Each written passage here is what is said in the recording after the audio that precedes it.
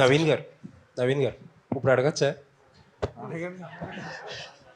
Sir? ఇది మీరు చాన్నాళ్ళ తర్వాత మీడియా ముందుకు క్వశ్చన్స్ తీసుకోవడానికి వచ్చారు కాబట్టి ఇప్పుడు అడుగుతున్నా.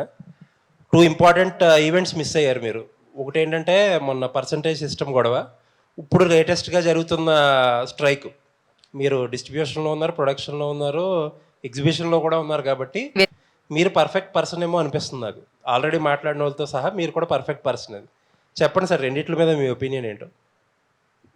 థియేటర్ పర్సంటేజా? అవును.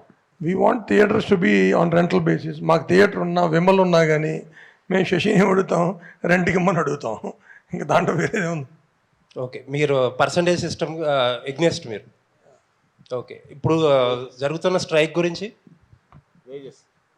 వేజెస్ గురించి now industry is facing lot of problems అండి. It's very tough phase. So ఈ టైంలో ఇది so discussions are happening and will see where it goes. అంటే చాలామంది producers off the record, on the record కూడా ఈ అసోసియేషన్లు, ఫెడరేషన్లు ఇవన్నీ బ్రేక్ అయితే తప్ప ఇండస్ట్రీ ముందుకు వెళ్ళదు అని అంటున్నారు.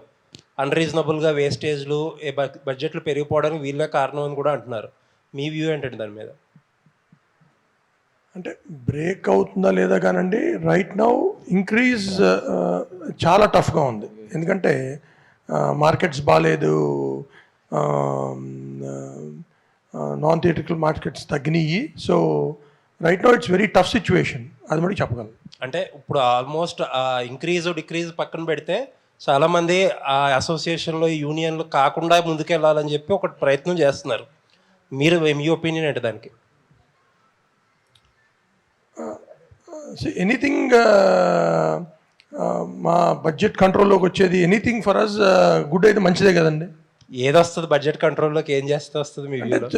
చూడాలండి. అంటే యూనియన్ కాకుండా సపరేట్గా చేసి అది ఎంత సక్సెస్ఫుల్ అవుతుందో చూడాలి కదా. ఓకే, ఇప్పుడు నేను సినిమాని 100 రూపాయలు తీసి 90 రూపాయలు తీయగలిగితే గుడ్ ఫర్ అస్. బట్ అట్లా అని చెప్పి వాళ్ళ ఎంప్లాయ్మెంట్ కూడా చూడాలి. Both things to balance both.